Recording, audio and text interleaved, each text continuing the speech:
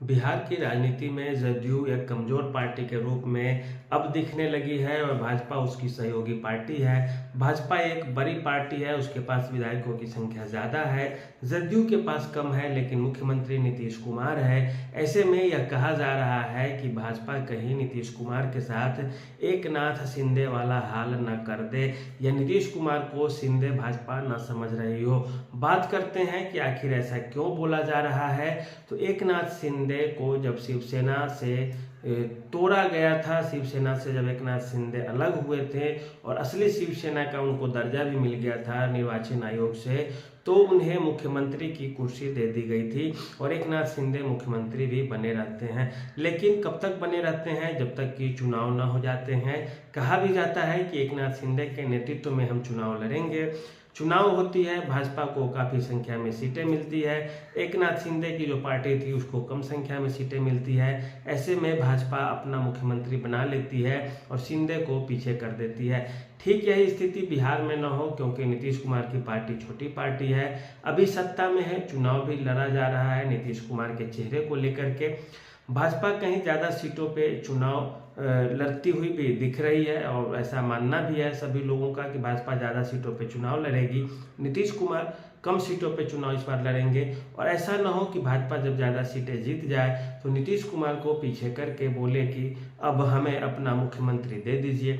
इस मॉडल की भी बिहार में एक तरह से अनुमान लगाए जा रहे हैं। लेकिन आपको बता दें, जदयू के तरफ से हर तरह के जो इस तरह की जो समीकरण है उसका विरोध किया जा रहा है। इसके अलावा ये संभावना क्यों देखी जा रही है, तो अमित शाह से पूछा जाता है कि कौन मुख्यमंत्री होगा बिहार का, तो वो बोलते हैं कि पार्लियामेंट्री बोर्ड तय करेगी।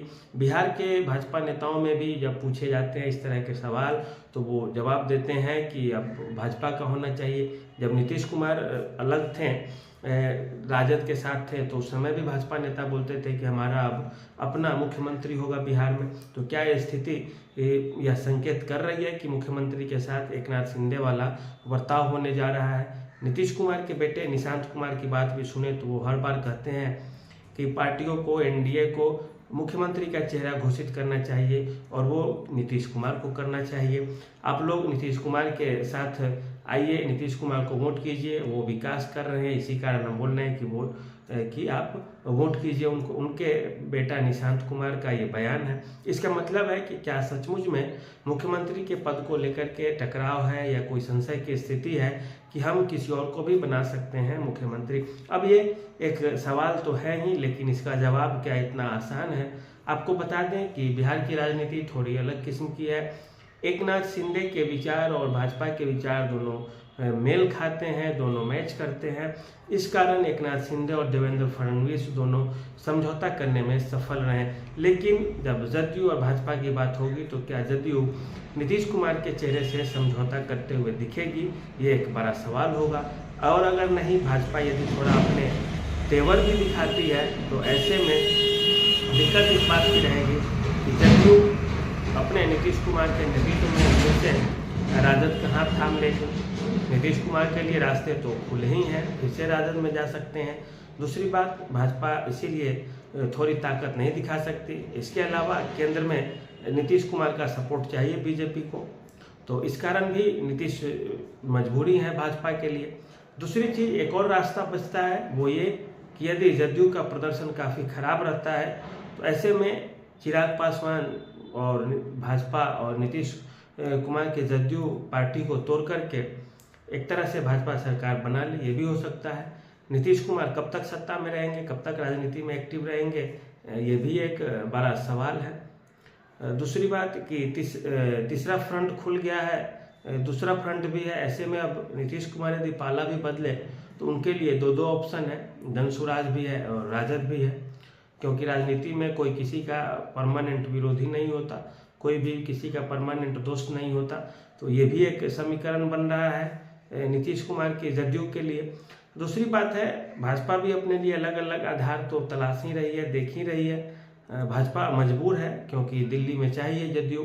एक उपाय भाजपा के पास भी है कि जदयू के जो कुछ सांसद हैं उनमें से ज़्यादातर को तोड़ लिया जाए और बिहार में यदि जदयू के प्रदर्शन खराब होते हैं, नीतीश कुमार संन्यास लेते हैं, तो या तो पार्टी का विलय कर ले भाजपा में, या दूसरी बात है कि पार्टी से ज़्यादातर नेताओं को तोड़ दिए जाए, ये भी एक है। मंत्रिमंडल विस्तार में आप देखेंगे कुर्मी जाति नीतीश कुमार के वोटर रहे हैं, लेकिन भाजपा ने भी कुर्मी को मंत्री बना दिया है। कुर्मी जाति से आने वाले लोगों को, अति पिछड़ी जाति से आने वाले लोगों को भी मंत्री बनाया गया है, जबकि वो वोट बैंक है नीतीश कुमार के।